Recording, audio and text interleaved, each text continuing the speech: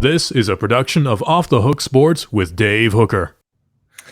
Welcome to Chalk Talk, brought to you by Craft Treats today with Chris Landry. I'm Dave Hooker. We discuss, something that Tennessee fans do not want to happen, but just in case something were to happen to Hendon Hooker, where would the balls be? And also, one of the top prospects on Tennessee's board is a junior college talent that is incredibly good. We want to discuss him as well, and Malik Benson. But first, I'll remind you that this edition of Chalk Talk is brought to you by Craft Treats. Go to Craft Treats, a full spectrum CBD treat.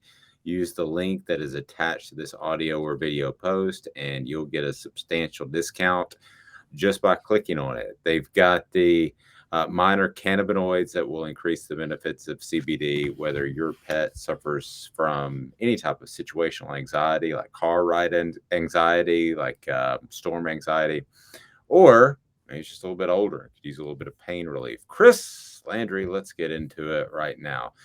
Let me start with the best junior college recruiter that I've ever seen, and it worked for a while, and then it suddenly didn't. Was Jackie Sherrill. And you mentioned recently Johnny Majors had success in junior college recruiting. So is there anybody that has had sustained success in recruiting via the JUCO ranks that you can think of over the years? Not big time level. Now out west, you've had a lot of the San Diego States, the San Jose State type schools. They have good programs for what they're able to do, and they do a ton there. And I would say that Pac-12 schools, by and large, due to the California junior college system, there's a lot of them and a lot of good players. I think overall they've done it. It's geographical, Dave. You mentioned Jackie, mainly out of Mississippi. Yeah. Mississippi and Kansas are the junior college states that, we know about California, but when you look at the population, Kansas, Mississippi, that is kind of hotbed for junior colleges. So what you have is a lot of, particularly in the state of Mississippi. I say this lovingly from the state of Louisiana. Usually, when Louisiana is ranked, 48th or 49th in education, we usually could look down only upon Mississippi, the school system. So what you had was a lot of kids that were really good football players that didn't make the grades that would go to junior college to get their grades up. So there's a lot of placement of those players. And you had them a lot in Kansas too.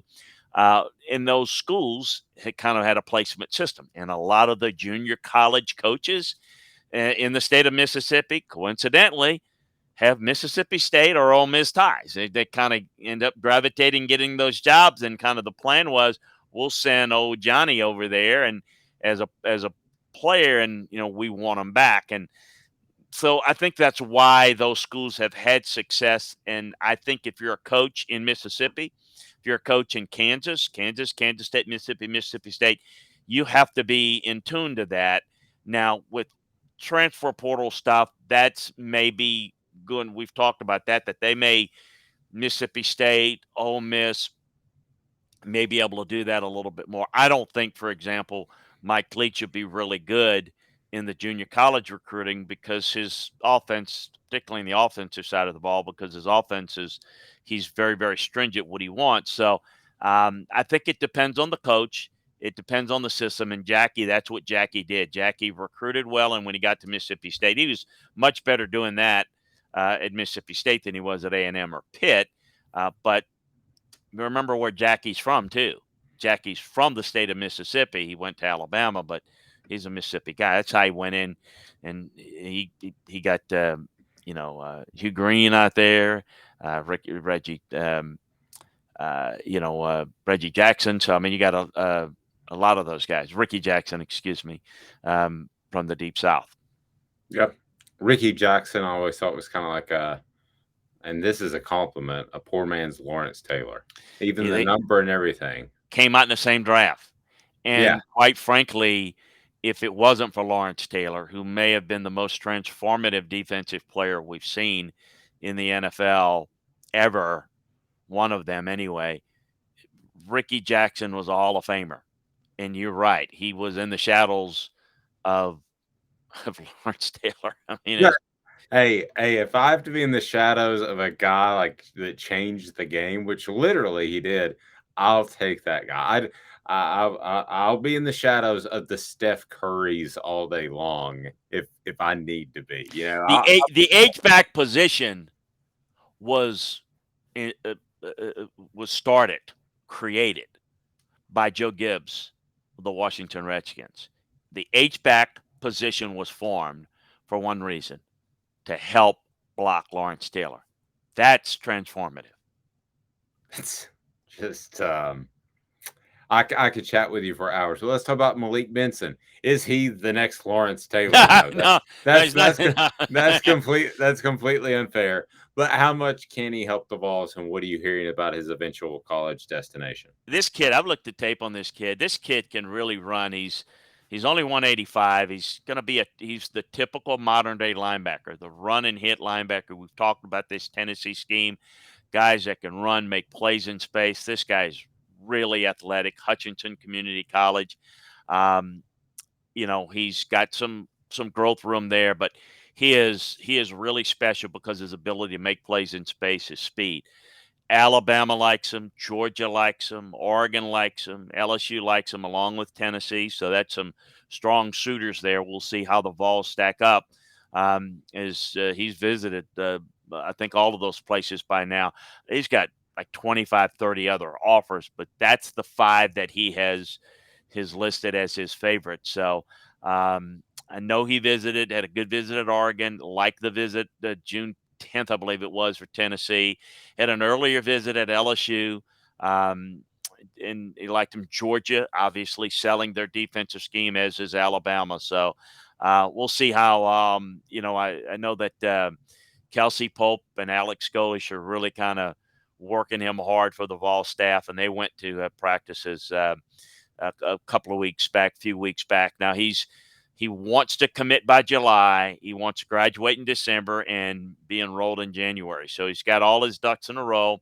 We'll see where he ends up. I would be a little bit for Tennessee, a little bit fearful that Alabama and Georgia likes him as much as they do.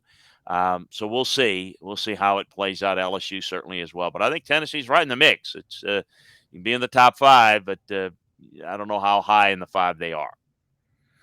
I tell you what, Chris, not to get sidetracked, but and I don't mean this is a shot to Malik or anybody who's gone JUCO. Heck, the University of Tennessee asked me to go JUCO for a while, so I went I went to community college for a while. They said, why don't you try something else for a little bit? So I went back, but they allowed me to come back and get my degree. But there was that time. What is the most successful? Because kids go to JUCO for a reason. It's either academics or it's something. What's the most successful kid you've seen go turn things around? Because here's mine, and if you can top this one, and you probably will, then I'm sending you a bag of craft treats for your neighbors because you don't have pets. But mine's always been Alvin Kamara, and the reason is, he went to Alabama, it didn't work out there. So you're thinking, malcontent, he's not ready. From the outside looking in, that's what I'm thinking. Goes to junior college, and you're thinking, he's not going to make it through there. He's got those small little weight rooms, and he doesn't have the academic support. It's not going to work. Then he shows up at Tennessee. He doesn't get as much playing time as I would argue he should have. Always had a smile on his face. Always ready to talk to the media, despite the up and down nature of the program at the time, and goes on to be a superstar in the NFL. That's my all-time best turn it around from having to transfer and go JUCO to becoming a star story. What have you got one of those? I think he is probably the best one in that particular situation where Tennessee, JUCO, Alabama, JUCO, Tennessee, and particularly to turn it around in the NFL. I mean, to have the type of success. Now, the best one I've ever seen was O.J. Simpson, San Francisco Community College. He was not a USC out of high school guy.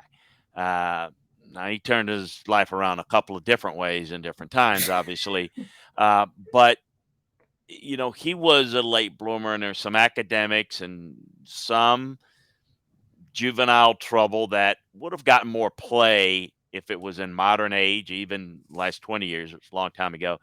But he was, now I'm going to tell you, the best junior college tape I've ever seen was OJ running in the California JUCO leagues at San Francisco Community College. Really good. When he got to USC, it was just no doubt that he was the deal, and he was obviously just a great college player.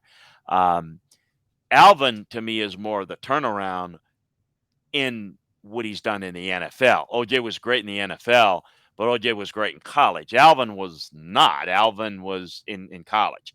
He's been a great player in the NFL, and got into a little issues off the field this past season. But yeah, I agree with you in terms of the turnaround, but I think that in terms of the one thing that's going to always hurt Tennessee fans is, well, God, we didn't see any of that. We didn't get any of that on campus that he's produced in the NFL. Well, you know me, Chris. I'll tell you when I'm right and wrong. I was totally right. Give him the ball more. But I'm wrong a lot, but I was right on that one. I can't believe you went the OJ route, and I can't believe I didn't know that he went to JUCO. You completely stumped me on that. So talk about a guy who's turned his life around, turned it upside down, turned it around, turned it upside down again. I don't even like speaking his name in particular. No, I know. I was hesitant about saying it, but I thought from a football standpoint, we gotta you still can't. You got to talk about OJ. I won't talk about him much, but I still say the best junior college player I've ever seen, and one of the best college players I've ever seen, and one of the best NFL players I've ever seen. You don't normally have a whole lot of that. Now I'll give you one that is I think one that also would put into that is Aaron Rodgers was a junior college player before he went to Cal, and he's certainly someone that's doing it right now at a level that's great. So there've been there's been quite a few different reasons. I would put him in the category of just a late bloomer because he had some ability, but he kind of developed a little bit later, and Cal took a chance on him. I mean, some people, Fresno State, they weren't really sure about offering him. They did a really good job. So he's obviously turned on to be great. There are many others, but those kind of jump out as two moderns. But I had to throw in the OJ all time because I still remember that tape. I still have it up in my attic, by the way. Wow. I just want to go and live at Chris's house. So, Chris, we could be like the odd couple. But Chris, I do want to ask you this because we're getting closer to football season. Everybody thinks that Hendon Hooker is going to have a fantastic season. He did last year. Why wouldn't he? But I'm curious if something were to happen to Hendon Hooker. The coaching staff at Tennessee thought that Joe Milton should have been the starter last year. He started the season, so evidently they didn't think at the time there was a significant disparity between the two. If something did have to happen and they had to go the second quarterback, I'm assuming it would be Milton. Correct me if that's not the case from what you hear, but if that were the case, do you think that he would be successful? Obviously, remember the Ole Miss thing too. So, what do you make of the drop off and the potential that would be there if something happened to Hendon Hooker? Well, a couple of things. I did, was pretty impressed with how he did in the spring, a couple of scrimmages that I looked at. So, are we talking about Joe or Hendon? No, I'm talking about Joe Milton. Okay, gotcha. But the coaches bragged about him in practices last year. It's how you won the job. Look, I get he's got tremendous arm. He's got tremendous physical gifts. The thing that you can, I think you're under pressure of game pressure, your accuracy can be challenged. And He's not very accurate on tape. So it's hard for me to erase that. I've got to see more than just practice him getting the ball out on time and accurately. I mean, look, he didn't have a lot of time on campus last year and won that job. So to me, that was more about, maybe Hendon Hooker didn't take the bull by the horns by then, but has. So that now we know who's the starter, and that's not the question. But the concern I would have is Hendon goes down. What do you have in Joe Milton? A guy that's certainly more comfortable in the system, has a better feel for where to go with the ball. So that should help his timing and his release point. But is he going to be more accurate? I mean, he's the guy right now. It's Tavian Jackson who's not ready. I don't know how well he would do. My concern would be it would be quite a bit of a drop off based upon what I saw in game film last year. But what I don't know is you're not with them in practice every day during the season, and you hope that Hooker is obviously with a better grasp of where to go with the football is clearly the answer, but that it doesn't mean that Joe Milton hadn't gotten better. I just haven't seen it enough because I'm not there every day. I'm not coaching him, and I don't know how he's picking things up in meetings, but they feel positive and confident, but I don't know how much of that is just the things you normally say as opposed to how much of a, swallow hard they'll have if Hooker goes down. I would think the whole lot. Yeah, you don't usually come out and say, "Boy, we're in a lot of trouble if we have to play this guy." That's not a wise thing to say. At crafttreats.com, again, crafttreats.com, they've got the Hungry and Howlin', the perfect treat for picky dogs, even those that prefer soft treats. They've also got the Farm to Treat, a great choice for dogs who eat raw chicken, lamb, and sweet potato flavors are available. Again, click on the link that is associated with this video, and you'll get 15% off of Craft Treats. So we'd love to see you shopping there. So for Chris Landry, I'm Dave Hooker. Chalk Talk brought to you by Craft Treats, a production of Off the Hook Sports.